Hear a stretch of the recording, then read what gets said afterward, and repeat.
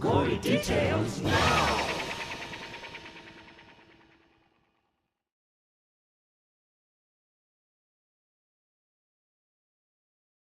It was in third grade in Mr. Hasted's class, and I had a spiral notebook with the metal binding that's curled in a coil, and I decided I wanted to rip it out and like do something weird with it.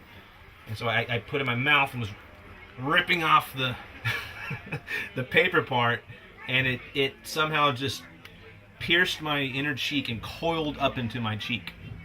So I had this notebook folder, binding folder, like hanging from my mouth, and probably like a good, like the teacher was teaching class, kind of walking around the aisles, and I didn't say it and yell, nothing, but for a while I sort of had this thing hanging, and I was drooling all over my desk, and I finally kind of was in tears and kind of quietly raised my hand and tried to subtly get him to come, and when he saw it, he was like, okay, class, go out to recess.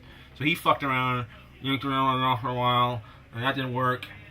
They called my mom.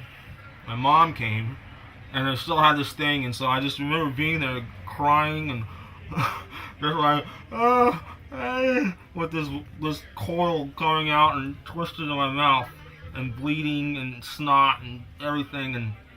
And they called the ambulance, but before it got there, somehow they managed to twist and yank and rip it out of my inner cheek. So the moral of the story is, don't use your mouth, like bottle caps. Don't do it for taking the paper off of your binders in school, kids, because you may get one stuck in the interior of your mouth. And Mr. Hasted, your wife got a hold of me lately on Facebook. So if you ever see this on the internet, I hope you remember that fondly, that goofy kid in your class that somehow got his binder stuck in his mouth and he couldn't get it out.